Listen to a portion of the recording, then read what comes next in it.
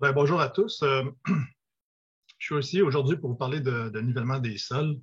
On va parler des approches de nivellement au laser et au GPS. On va comparer les principes là, derrière chacune des deux approches. Puis, on va regarder de quelle façon on s'y prend pour faire des plans de nivellement avec les outils qui existent sur le marché.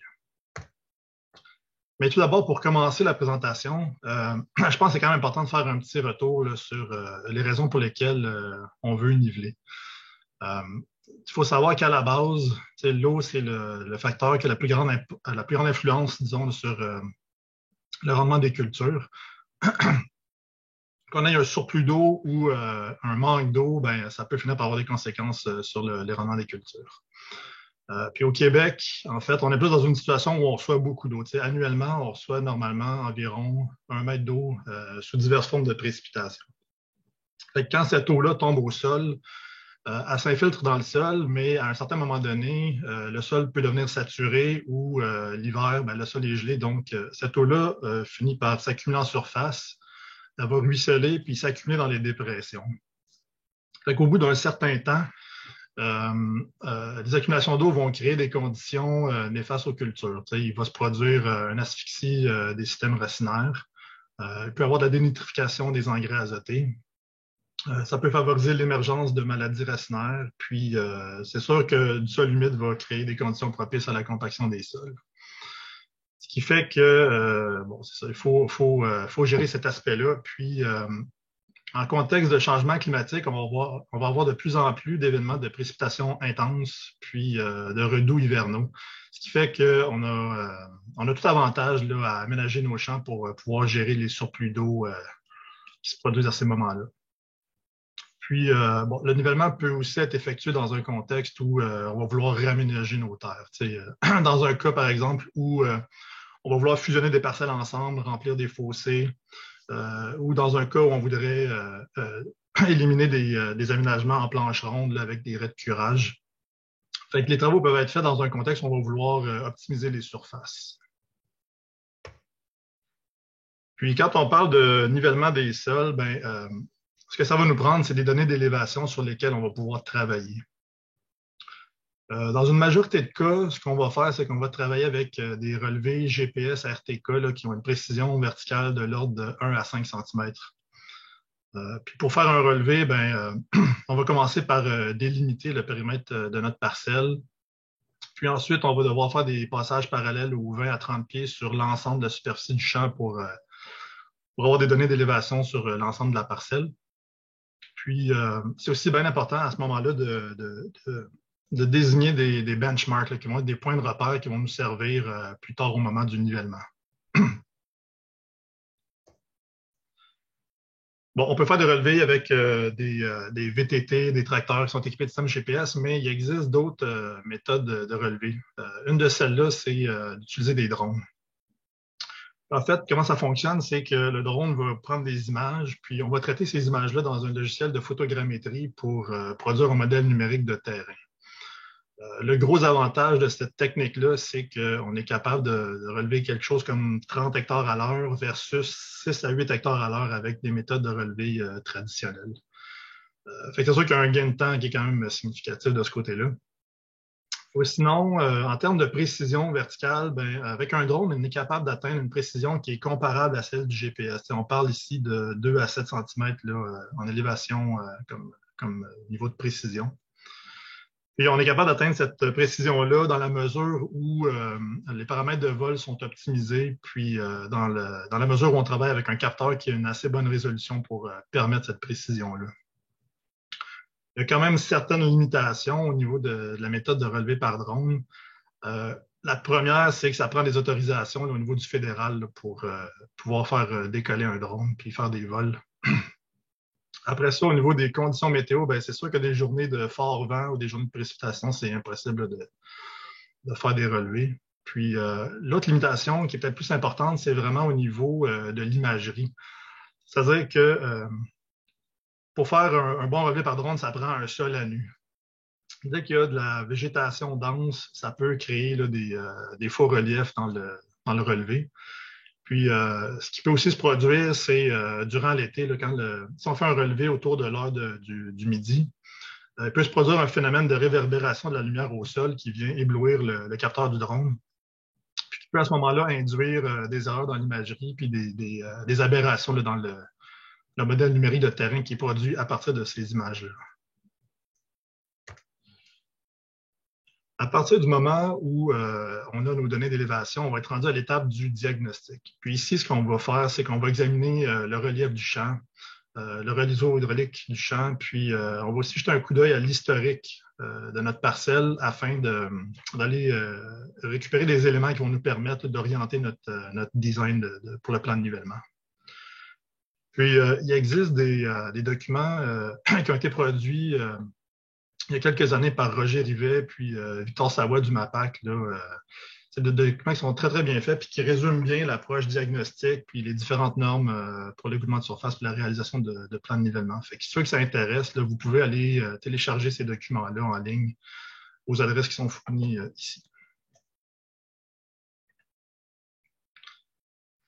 La première étape, à partir du moment où on a un relevé d'élévation, ça va être d'importer nos données dans un logiciel de nivellement. Fait qu'ici, ce que le logiciel va faire, c'est qu'il va convertir les données d'élévation en modèle numérique de terrain. Puis sur ce modèle de terrain-là, on va retrouver des courbes de niveau, comme on peut voir ici. Puis on voit qu'il y a une échelle graduée d'élévation en couleur. Fait qu'au premier coup d'œil, avec ces éléments-là, on est capable de voir où sont situés les points hauts, les points bas de notre champ. On est capable de déceler les obstacles à l'évacuation de l'eau de surface. Puis, on est capable aussi de voir les différentes dépressions ou cuvettes là, qui peuvent être présentes dans le relief. Puis, les outils de planification de nivellement ont aussi des outils qui permettent de tracer des profils puis de mesurer des pentes. Dans l'exemple qu'on a ici, c'est un cas qui a été traité dans le logiciel Agform. Ce qu'on voit à propos du relief, c'est que le terrain est relativement plat avec un aménagement en planche arrondie. Puis au premier coup d'œil, on voit en bordure du cours d'eau ici qu'il y a des accumulations de terre qui viennent bloquer notre eau de surface. Puis on remarque aussi dans le relief là, la présence d'une raie de curage qui forme en réalité plutôt une grande dépression. Quand on trace un profil sur la longueur du champ, ce qu'on est capable de voir, c'est que le terrain présente un profil relativement plat en général, avec une pente moyenne aux environs de 0,05 %. Puis on voit très, très bien dans notre profil ici l'accumulation de terre en bordure de cours d'eau qui forme un obstacle à l'écoulement de l'eau. C'est des données très utiles qu'on peut trouver à partir de notre modèle de terrain. Ici, ce que je veux vous montrer, c'est un cas qui a été traité dans le logiciel OptiSurface. Donc, en examinant notre relief, ce qu'on est capable de voir au premier coup d'œil, c'est qu'il y a quand même des zones basses qui ont été identifiées où on voit qu'il y a quand même présence ou en tout cas, où on peut deviner la présence de cuvettes. Puis, ce qui est bien le fun dans la surface, c'est qu'on est capable de générer des cartes de ruissellement et d'accumulation d'eau qui vont nous permettre de confirmer la présence de cuvettes puis de mieux comprendre via les flèches d'écoulement de l'eau de quelle façon l'eau se comporte dans le champ. Fait que normalement, après avoir examiné notre relief, on est capable déjà d'avoir une bonne idée des problèmes qu'on va avoir à corriger puis de quelle façon on va devoir s'y prendre pour corriger ça. La deuxième étape du diagnostic, ça va être de procéder à un examen du réseau hydraulique. Puis ici, ce qu'on va devoir faire, c'est vérifier de quelle façon on va pouvoir sortir l'eau de notre champ. C'est sûr, dans un premier temps, on va examiner l'état des cours d'eau et des fossés. On va devoir vérifier si justement les fossés doivent être bouchés, doivent être conservés ou entretenus. Dans le cas où on aurait remarqué la présence de grosses cuvettes profondes là, dans notre relief, on va devoir se questionner à savoir si on devrait aménager des avaloirs ou des puits d'infiltration pour évacuer l'eau de surface plutôt que de décaper massivement. Puis, on va aussi vouloir faire un inventaire là, de tout ce qui existe dans notre champ là, comme structure de captage d'eau de surface, là, comme des voies d'eau engazonnées, des déversoirs en rocher ou des avaloirs. Puis, on va devoir, dans le fond, prendre en considération tous ces éléments-là, toutes ces structures-là dans notre design pour le plan de nivellement. Ce qui peut être aussi bien intéressant de faire, c'est de faire un historique de la parcelle afin de mieux comprendre les problèmes qu'on rencontre. Ici, je vous présente un exemple d'une parcelle où on a des imageries aériennes qui proviennent d'Infosol pour les années 79, 2000 et 2014. Puis en examinant les photos aériennes, ce qu'on se rend compte, c'est que en 79, on avait en réalité 4 parcelles divisées par des fossés. Puis on se rend compte qu'au fil du temps, ces fossés-là ont été bouchés afin de fusionner les parcelles en une grande parcelle, mais qu'il n'y a pas nécessairement d'exutoires adéquats qui ont été prévus là, pour sortir les autres surfaces. Ce qui fait qu'on se ramasse en 2016 avec des cuvettes dans notre relief. Puis à ce moment-ci, ben, dépendamment des objectifs du client, ça peut être intéressant de faire soit une raie de curage centrale pour vider l'eau en bout de champ ou à la limite de remplir les cuvettes au milieu du champ pour sortir l'eau vers les fossés.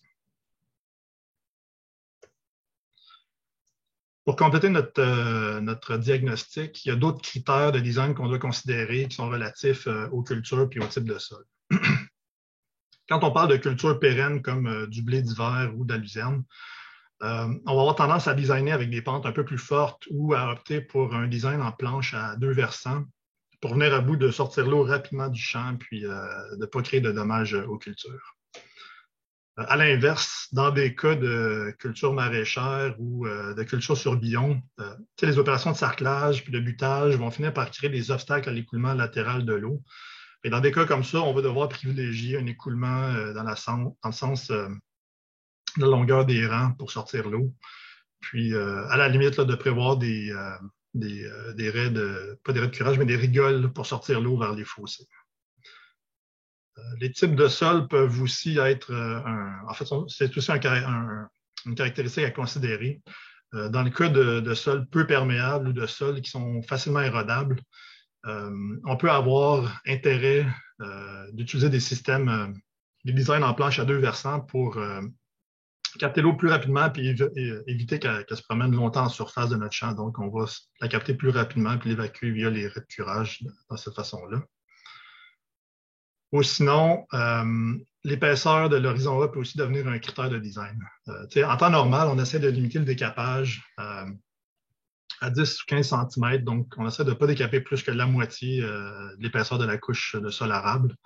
Dans certains cas, sur sol mince, il arrive parfois qu'on doive limiter le décapage à 6-7 cm. Puis à ce moment-là, ça devient un facteur assez limitatif, puis ça nous oblige à adapter notre design en conséquence. Ici, ce que je veux vous montrer, c'est un tableau, en fait, là, qui reprend les normes de nivellement qui avaient été posées par Roger Rivet dans un des documents là, qui est mentionné au début de la présentation. C'est un tableau qui permet d'aider à cibler le bon type d'aménagement en fonction des pentes longitudinales et latérales du terrain. En regardant ce tableau-là, ben, ce qu'on se rend compte, c'est que dans une majorité de cas, il va être recommandé de niveler par secteur. Puis ça, ce que ça veut dire, c'est de niveler en fonction des tendances naturelles du terrain.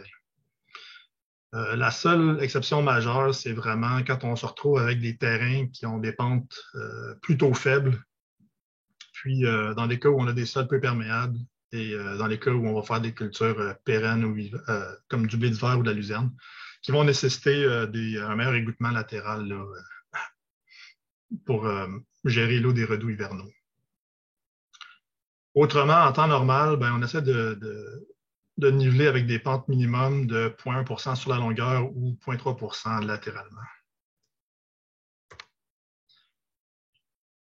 Ici, ce que je vais illustrer, c'est le principe là, des planches à 2 versants. En fait, une planche à 2 versants, ça va être une planche d'une largeur d'environ 100 mètres dans laquelle on va venir créer un faîte central qui va être surélevé. Ce qu'on va faire, c'est qu'on va prélever de la terre à proximité des raies de curage. On va ramener ça au milieu, puis ça va nous permettre de créer des versants avec des pentes latérales de 0,3 jusqu'à 1 %. Puis le fait de créer ces pentes latérales-là, ça va permettre d'évacuer l'eau plus rapidement vers les raies de curage là, que si on avait laissé le terrain selon les tendances naturelles. Puis le faîte peut être centré, comme on voit ici, ou décentré d'un côté ou de l'autre, dépendamment du relief avec lequel on travaille. Aurélie, je pense qu'on a rendu... Oui. Oui, on voulait, pendant la conférence, là, on voulait ajouter une autre question là, qui vous questionnerait. À votre avis, combien de temps faut-il pour amortir l'investissement dans des travaux de nivellement? Donc, on va vous laisser répondre, puis ensuite, Jean-Christophe va poursuivre là, sa conférence.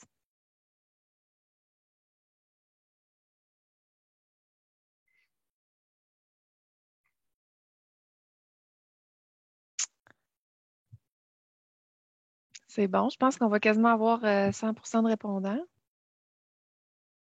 C'est bon. Donc, je vais fermer ça dans 5, 4, 3, 2, 1. C'est bon. Donc, je partage les résultats, puis je vous laisse la parole.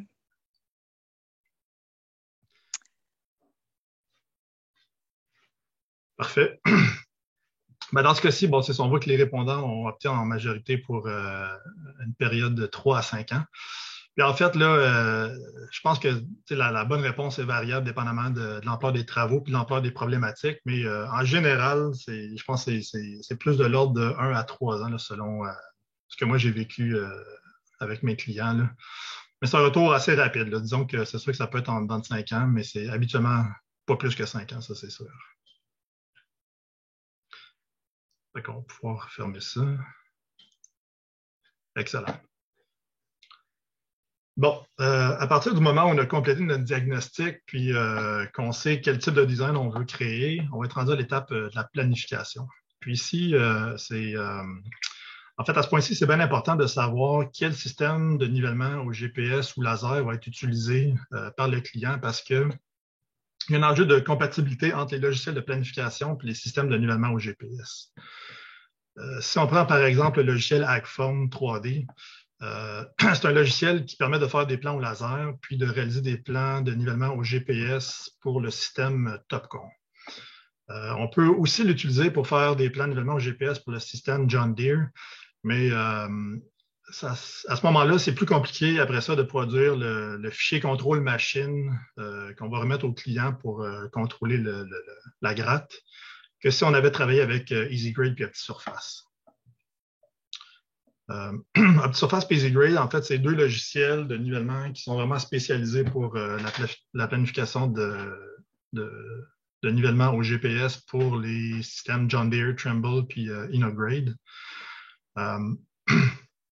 Ils ne sont pas tellement adaptés, par exemple, pour la production de plans au laser. Fait que, dans un cas où on aurait un design laser, c'est vraiment mieux d'y aller avec le logiciel Hackform. Puis en termes de fonctionnalité et de facilité d'utilisation, je dirais qu'OptiSurface a un petit avantage sur EasyGrade et Hackform 3D. Par contre, au niveau des coûts, c'est sûr qu'il y a une différence. OptiSurface fonctionne sur une tarification à l'hectare qui revient environ à 10-12 $ l'hectare, ce qui fait que plus on va traiter de plans, ben, plus on va se trouver à payer pour le logiciel. Puis à l'inverse, le logiciel Hackform 3D puis EasyGrade, eux autres fonctionnent sur une base de tarification annuelle. Donc, Hackform, ça coûte 1 600 $ par année pour renouveler la licence. Dans le cas d'EasyGrade, il y a un frais initial de 1 300 $ pour faire l'acquisition du logiciel. Puis ensuite de ça, à chaque année, il y a des frais de 300 $ pour renouveler la licence, avoir les mises à jour, puis le support informatique.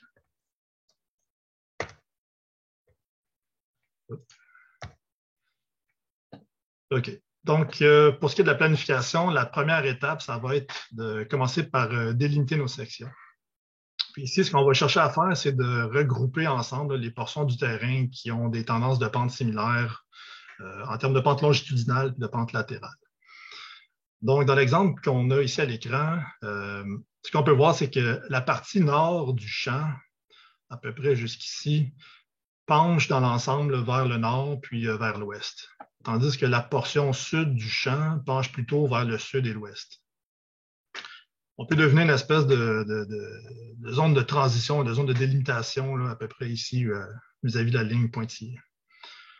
Puis, ce qu'on remarque ici dans notre relief, c'est que on a une petite pointe ici au sud qui se trouve à présenter des pentes plus fortes latéralement, mais pas nécessairement de tendance de pente sur la longueur.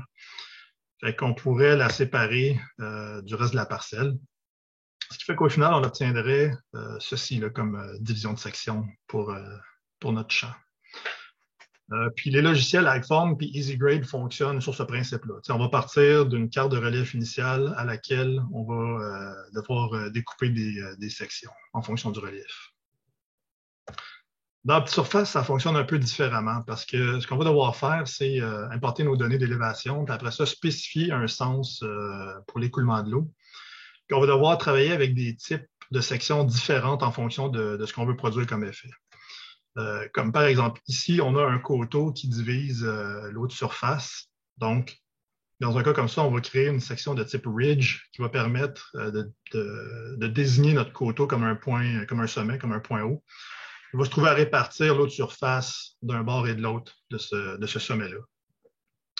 On peut aussi travailler avec des zones de type vallée qui vont permettre de créer des inflexions dans le relief puis de créer des espèces de voies d'évacuation latérales vers les fossés. Puis, suite à ça, on va rajouter des sections ordinaires pour rajouter des contraintes de pente ou de smoothing, dépendamment de ce qu'on cherche à produire comme design. Maintenant, si on revient à notre exemple dans le logiciel Hackform, la prochaine étape, ça va être de paramétrer chacune de nos sections. Fait que ce qu'on va devoir faire, c'est d'aller travailler dans une interface comme on voit ici à l'écran, dans laquelle on va venir spécifier pour chacune des sections la direction dans laquelle on veut établir la pente principale pour l'écoulement de l'eau. On va devoir ensuite spécifier des contraintes de pente minimum et maximum pour nos pentes longitudinales et latérales. On va aussi pouvoir rajouter des valeurs de smoothing qui vont permettre d'atténuer plus ou moins le relief selon ce qu'on cherche à faire. Puis on peut aussi spécifier des valeurs de déblais et de remblais maximum pour limiter le travail qui va être fait dans chacune des sections. Ouais, c'est ça. Fait que les trois logiciels que j'ai mentionnés là, travaillent essentiellement avec les mêmes contraintes. Là. Fait qu'on parle de pente minimum, smoothing, puis de remblai, déblai maximum. Donc, après avoir paramétré chacune de nos sections, on va faire rouler le logiciel, puis il va nous calculer un design final. Puis suite à ça, on va devoir évaluer là, si le design final proposé correspond à ce qu'on recherche ou s'il y a lieu de faire des ajustements. Une fois qu'on a fini de paramétrer nos sections, on va être rendu à l'étape du jointage des sections. Puis ici, dans le fond, je vais illustrer ce principe-là avec un exemple concret. Ici, ce que j'ai fait, c'est que j'ai tracé un profil entre les sections 1 et 3 pour avoir un agrandi, pour avoir une vue de coupe agrandie du relief. Ce qu'on voit dans notre relief, c'est qu'en réalité, ici, une fois après avoir paramétré nos sections, on obtient un décalage d'à peu près 6 à 7 cm entre nos deux sections. Ici, d'un point de vue égouttement, ce n'est pas un problème parce que nos deux sections se trouvent à former un sommet, mais c'est sûr que du point de vue finition, là, ça laisse à désirer. Ici, dans cet autre exemple-là, ce qu'on voit, c'est qu'on a la section 2 qui se trouve à se vider dans la section 7. Puis en traçant un profil, ce qu'on se rend compte, c'est qu'on obtient un décalage de 5 à 6 cm entre les deux sections, mais en réalité, dans ce cas-ci, on se trouve à créer un trou.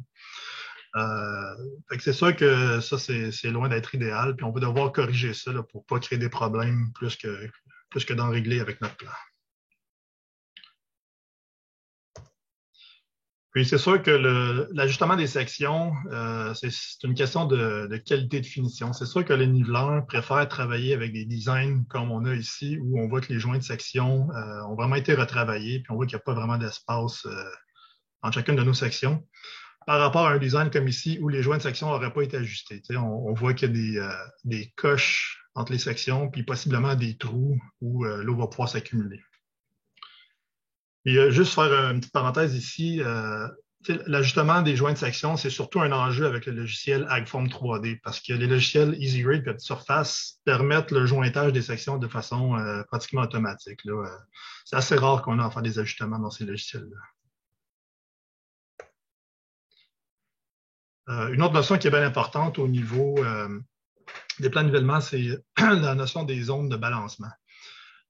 Une zone balancée, ce que c'est en réalité, c'est une zone à l'intérieur de laquelle les remblais sont équivalents aux déblais.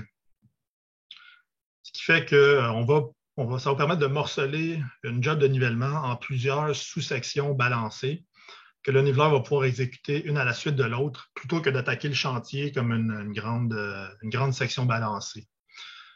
Ça, ce que ça veut dire concrètement, c'est que le client n'aura pas à se promener partout dans le champ pour essayer de trouver où placer sa terre, puis où aller en chercher de ces restes des trous à remplir.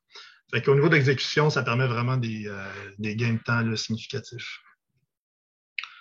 Puis, en temps normal, on essaie de limiter la taille des zones balancées à environ 5 hectares pour garder ça à une échelle qui est plus facile à gérer pour le client. Ce qu'il faut savoir, c'est qu'au niveau des logiciels EasyGrade puis AgForm 3D, chaque section qu'on va se trouver à créer lors du découpage initial va être une section balancée par défaut. Mais dans AgForm 3D, ce qui est intéressant, c'est qu'il y a un outil qui permet de resubdiviser des grandes sections en sections balancées sans devoir faire un découpage manuel des sections. Comme exemple ici, ce que je vais vous montrer, c'est notre section numéro 1 dans le design ici, qui représente une section d'à peu près 12 hectares. En utilisant l'outil de division de section balancée, AgForm vient nous créer 3 sections balancées, comme je disais là, sans qu'on ait à aller faire des séparations manuelles. C'est sûr qu'au niveau de l'opérateur, ça va être plus rapide à exécuter un travail ici que ce qu'on a ici.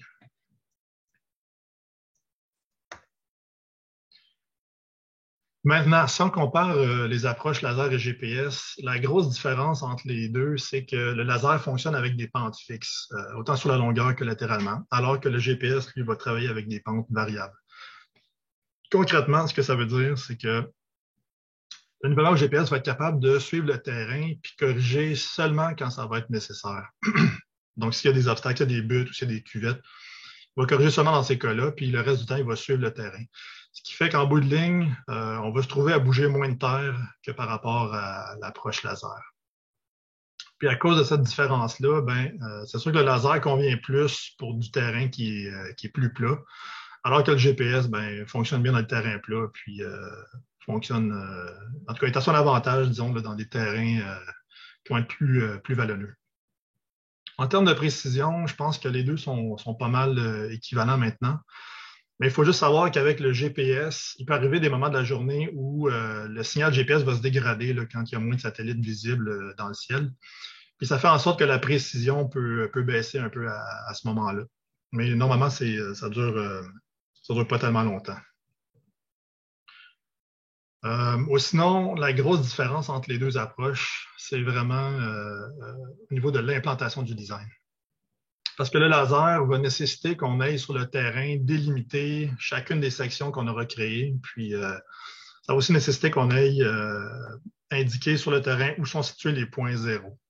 Ça, les points zéro, ça va être des points pour chacune des sections où le remblai puis le déblai va être à 0. Fait que ça nous donne une indication de la hauteur finale que chaque section va avoir. Pour ce qui est du GPS, en réalité, ce qu'on a à faire, c'est strictement de fournir un fichier contrôle machine au client qui va ensuite pouvoir mettre ça dans son système GPS puis visualiser à l'écran dans le tracteur la carte de remblai, déblai, puis les sections balancées puis les benchmarks.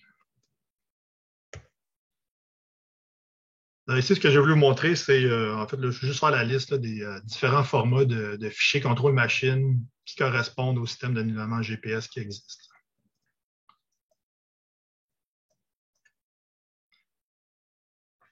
OK. Sur la diapo ici, je voulais illustrer le concept de la pente variable pour que ça soit un peu plus visuel. Dans un design GPS, ici, ce qu'on a en vert, c'est la ligne, c'est la courbe du terrain naturel, puis en noir, ça va être la courbe, ça va être en fait la surface de design qui est proposée.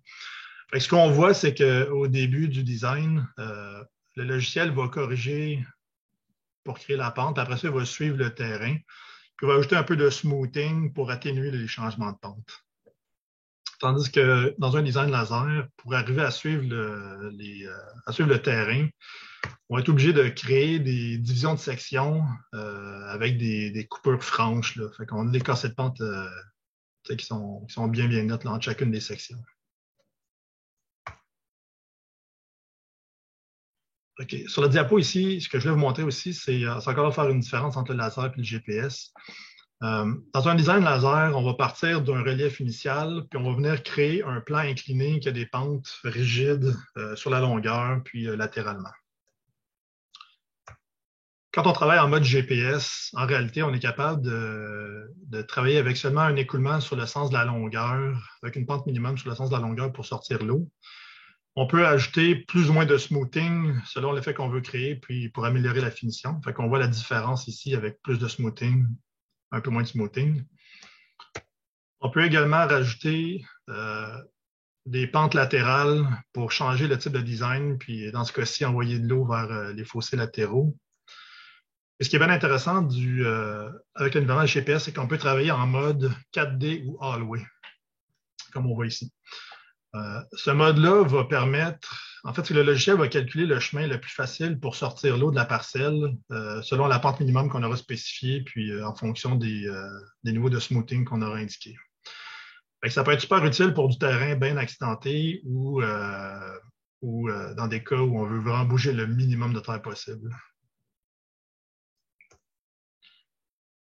Maintenant, ici, on va regarder un cas concret pour comparer les deux approches.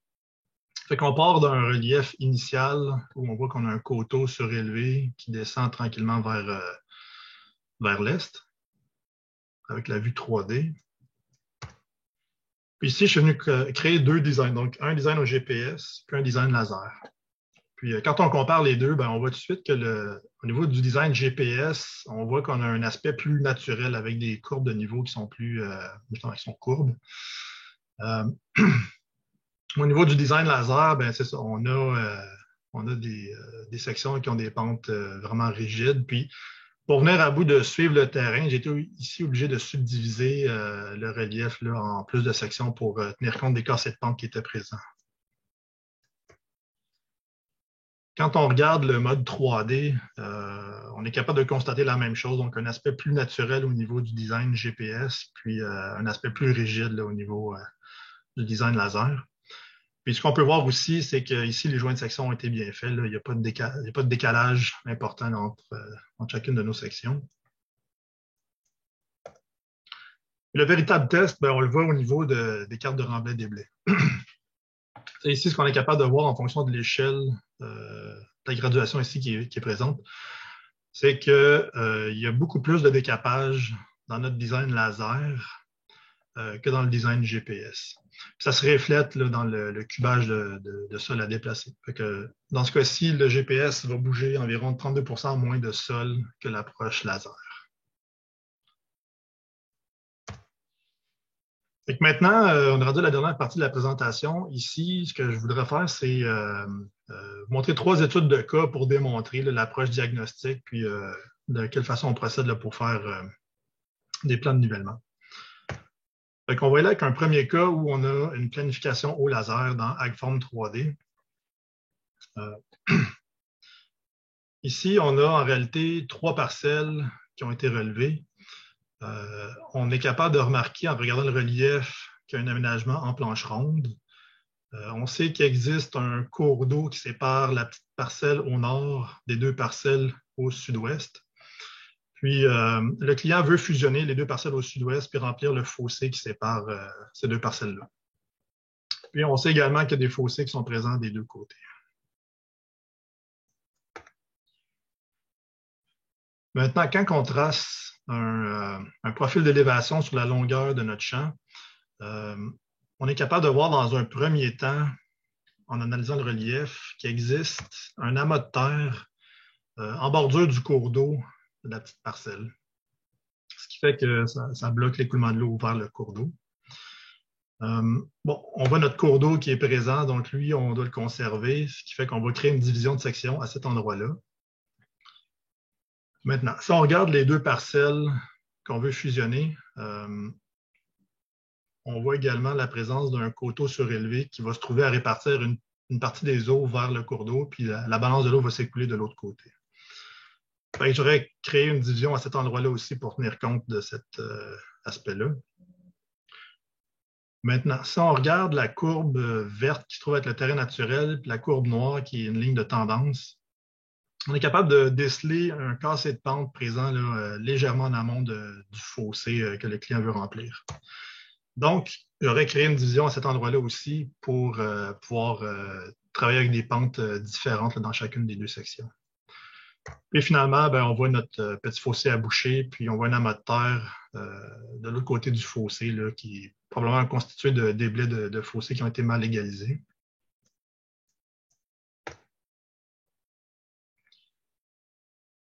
Maintenant, ici, si on trace un profil latéral, ce qu'on voit de façon assez évidente, c'est que le terrain penche globalement vers le nord-ouest.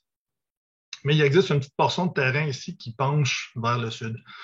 Ici, j'aurais créé une division vis-à-vis le fait de cette planche-là pour conserver cette tendance-là vers le sud-est, puis séparer de l'autre partie qui penche plus vers le nord-ouest.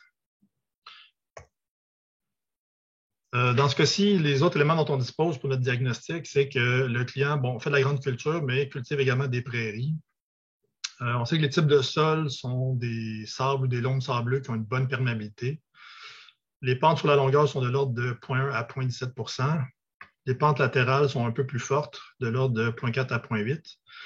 Puis, on sait que le client veut boucher là, les raies de curage central là, qui demeurent humides.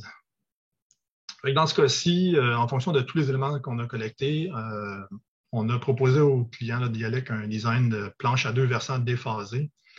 Puis on va venir créer des pentes latérales de 0,5 % et plus pour chaque versant afin de bien évacuer les autres surfaces lors des redoux hivernaux.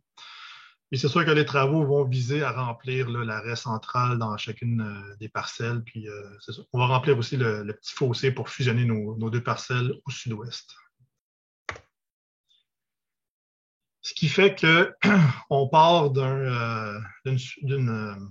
relief initial, comme ici, puis on va créer nos divisions de section selon ce qui a été discuté là, dans l'étude des profils.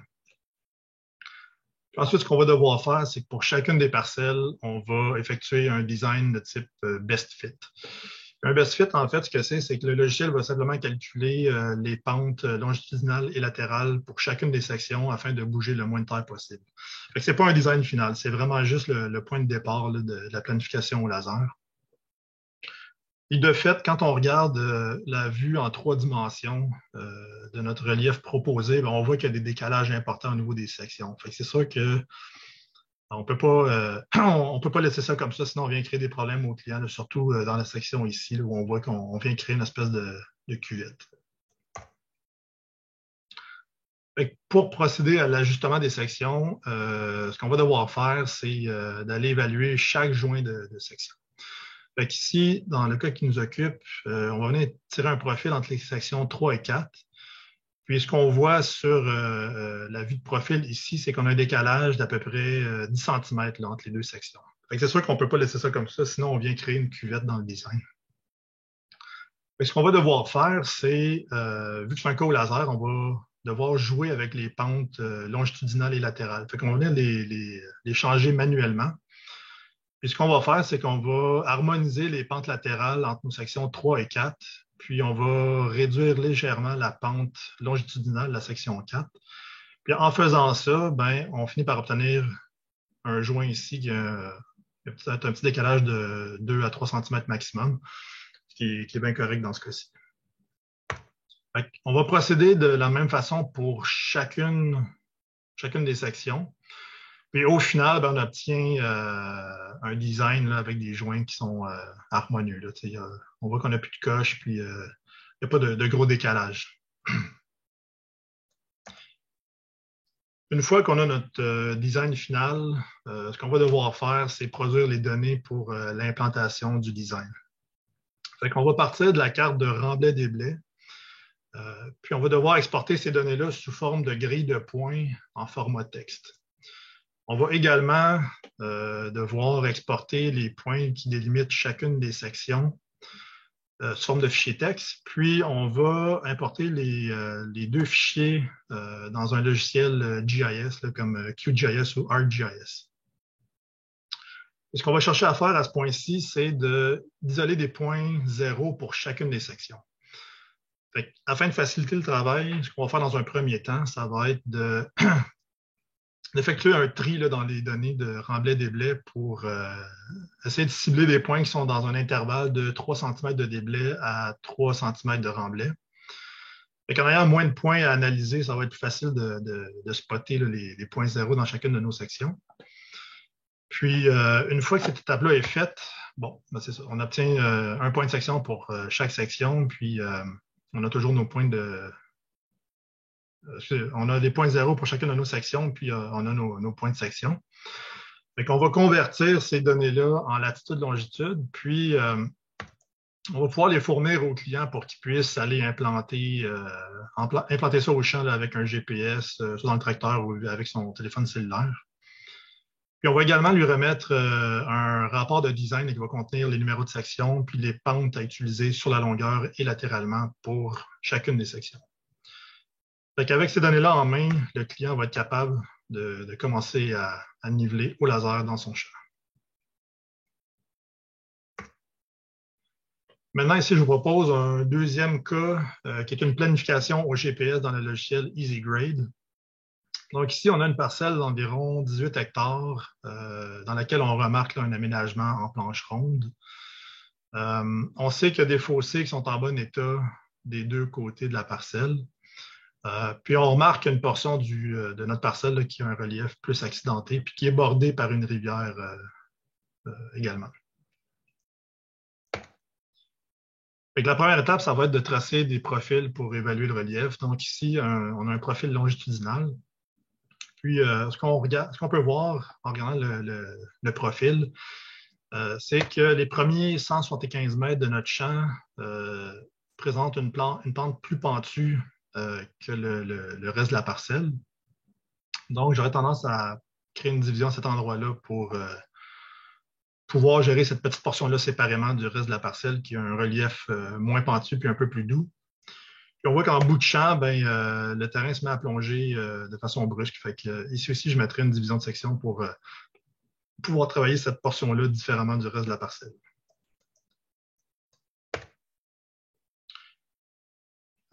Ici, quand on étudie un profil latéral, ce qu'on se rend compte, c'est que le champ penche globalement vers le sud. On voit bien l'aménagement en planche ronde, puis on voit qu'on a une raie centrale là, qui est plus profonde.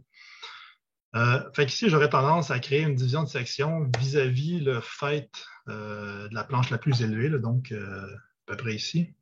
Parce qu'il y a quand même une portion de terrain qui redescend vers le nord, alors que le reste du champ penche vers le sud.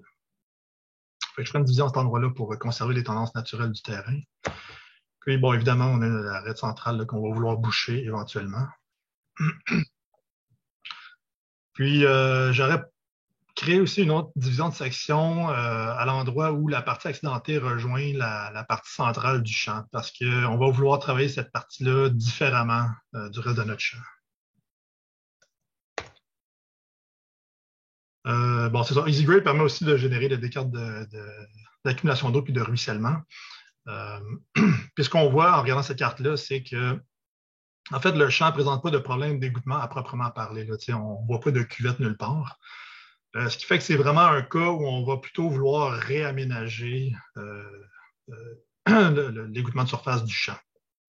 Puis ici aussi, ce qu'on voit, c'est que l'égouttement, grosso modo, va suivre les raies de curage puis sortir à des points précis. Donc, le client actuellement, lui, constate de l'érosion à ces points de sortie-là, puis il veut corriger ça.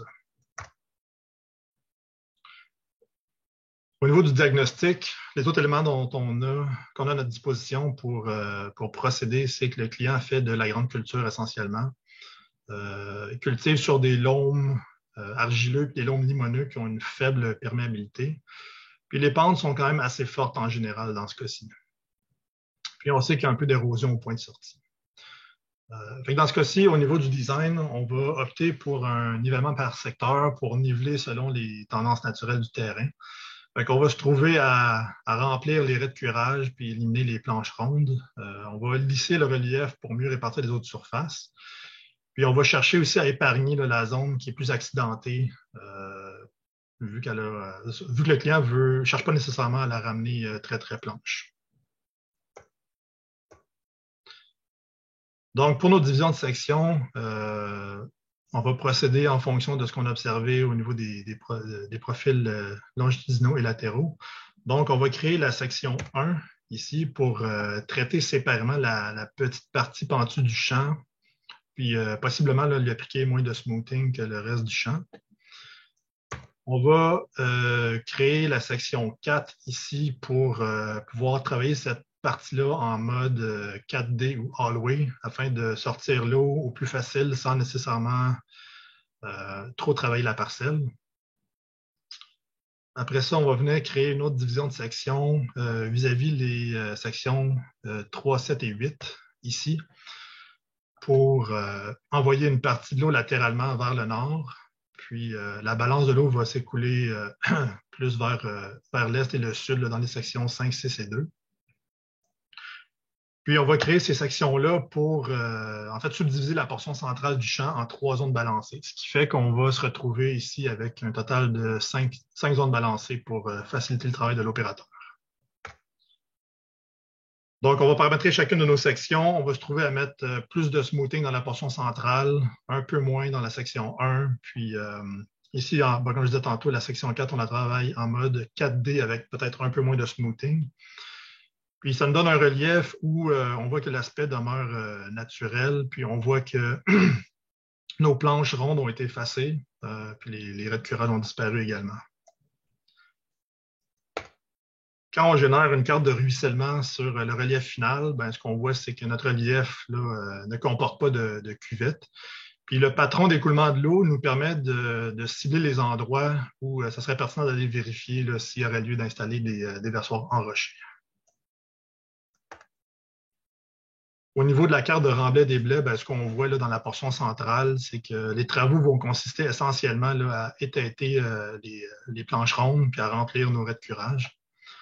Puis, dans la partie plus accidentée, bien, on voit que, en fait, ici, on travaille plus avec du smoothing pour atténuer un peu là, les changements de pente là, dans la portion plus accidentée du terrain. OK, ici, je vous propose de regarder un dernier cas qui est une planification au GPS sur le logiciel OptiSurface. Donc ici, on a, on a notre parcelle d'à peu près 10 hectares avec des cours d'eau en bon état aux 2 extrémités, puis un fossé à l'est qui est en bon état. Puis on remarque dans notre parcelle qu'il y a un coteau en plein milieu là, qui sépare les autres surfaces. Puis, important de mentionner ici, il n'y a pas de fossé sur le côté ouest.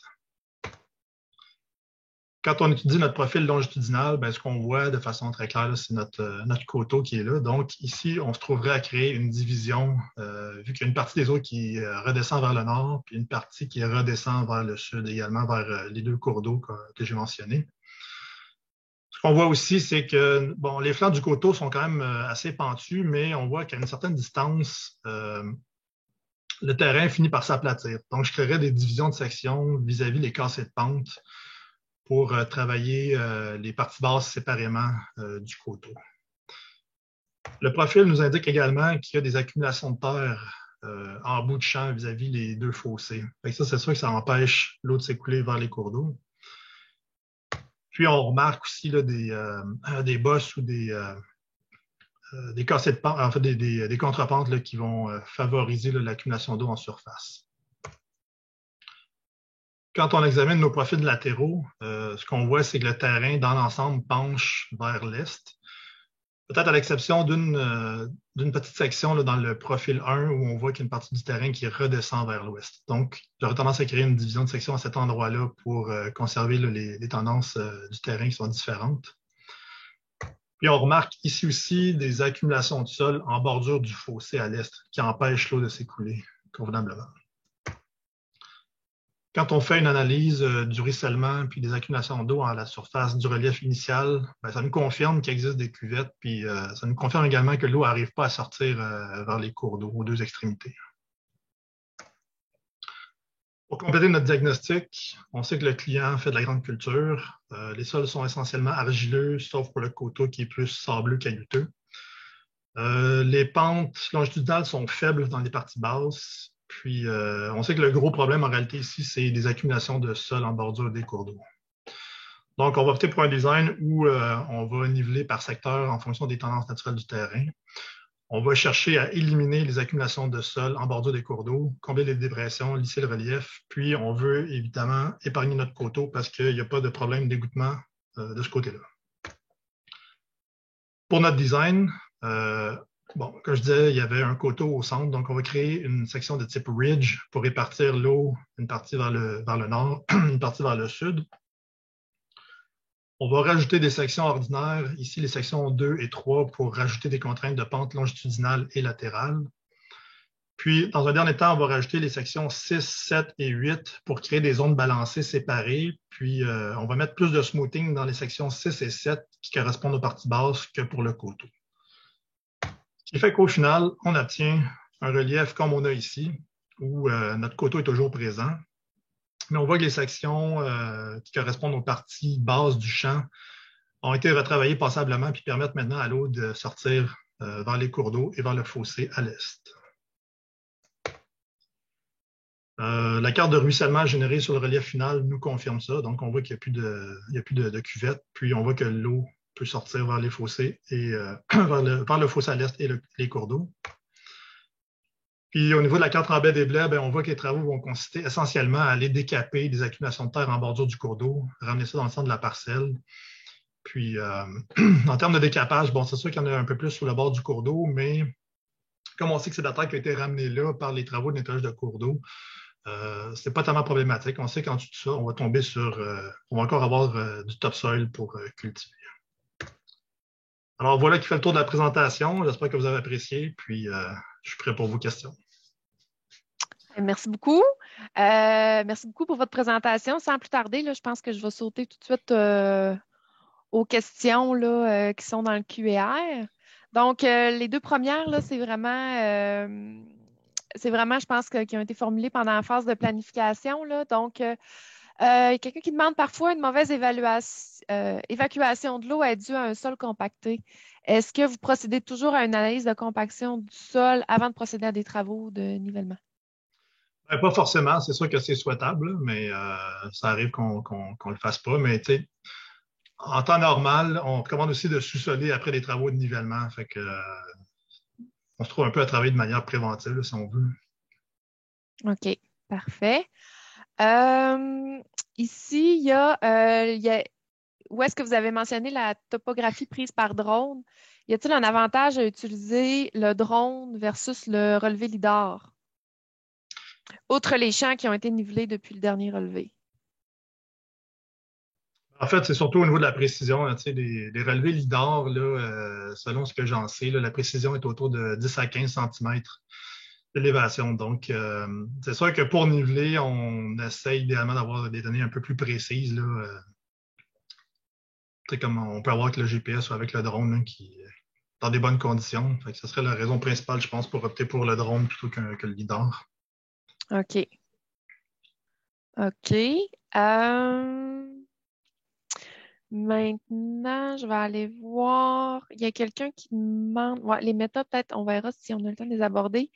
Est-ce que les trois logiciels que vous avez mentionnés peuvent être utilisés avec un drone pour faire le relevé topographique? Est-ce qu'il y en Ouais. a qui sont meilleurs, genre pour la facilité d'utilisation, les besoins de moins de différents logiciels ou autres, là? Ben, je pense que, en fait, ça ne fait pas vraiment de différence. À partir du moment où on va travailler avec un drone, ça va impliquer plus de manipulation des données pour venir à bout de produire un format de données qu'on va être capable d'importer dans nos logiciels. Fait, de ce point de vue-là, je pense que les trois logiciels ne se démarquent pas vraiment. Là. On va devoir formater nos données de toute façon, peu importe le logiciel. OK. Parfait. L'autre, c'est le travail au laser exige-t-il moins de précision du modèle numérique de terrain que le travail au GPS? Ça, je ne sais pas si c'était par rapport à la diapo, est-ce que vous aviez comparé les deux méthodes? Ouais, je ne sais pas trop comment répondre à cette question-là, mais je dirais que OK. pas vraiment. Là, moi, je pense qu'on a intérêt à travailler les données les plus précises possibles parce que après ça, si on a des données qui ne sont pas précises, on va se trouver à fausser. On va avoir une carte de Rambet des blocs qui va être faussée, puis peut-être que le design ne collera pas parfaitement au relief. Là, fait que moi, je ne vois pas d'avantage. Il n'y a pas d'avantage de temps, il n'y a pas d'avantage Non, c'est ça. Autant pour le d'analyse. GPS que pour le laser, idéalement, on veut des données les plus précises, qui sont les plus précises possibles. Pour la planification d'un réseau de drainage de surface et souterrain d'un terrain destiné à la culture en rangée d'arbustes fruitiers, quelle serait la meilleure approche? On refait le profil en entier ou on respecte les pentes naturelles? On le fait par nous-mêmes ou on le fait faire par vous? Ouais, c'est une bonne colle, Là, ça. ouais, c'est ça. Peut-être que c'est trop précis pour. Ben, ça veut dire que un peu comme un cas de vigne. C'est ça qu'on va. Puis en fait, c'est souvent des vergers, ça va être fait sur du terrain qui est plus pentu avec des côtes puis des sols plus légers. Je pense qu'on va aller avec le relief naturel. On va plus aller avec une approche GPS, là, puis on va devoir limiter le décapage. Là, ça va, quitte à prévoir des voies d'évacuation latérales, des structures de captage d'eau de surface là, pour moins bouleverser le sol. Là. OK, mais j'espère, je pense que ça répond quand même bien à la question. Euh, Ensuite, c'est sûr que là, il y avait des questions plus sur les méthodes que vous avez utilisées, là, comme la méthode que vous avez utilisée pour calculer le délai de récupération. Là, je ne sais pas à quel moment ça fait référence, là, mais comment séparer les variations normales des rendements d'une année à l'autre de l'effet dû au nivellement? Ben, je pense que ça serait peut-être plus d'y aller avec faire des études de cartes de rendement, d'y aller avec des cartes pluriannuelles, puis ensuite comparer avec des cartes de rendement qui auraient été générées après les travaux de nivellement. Puis à ce moment-là, on serait capable de comparer l'effet des travaux sur les rendements. Là.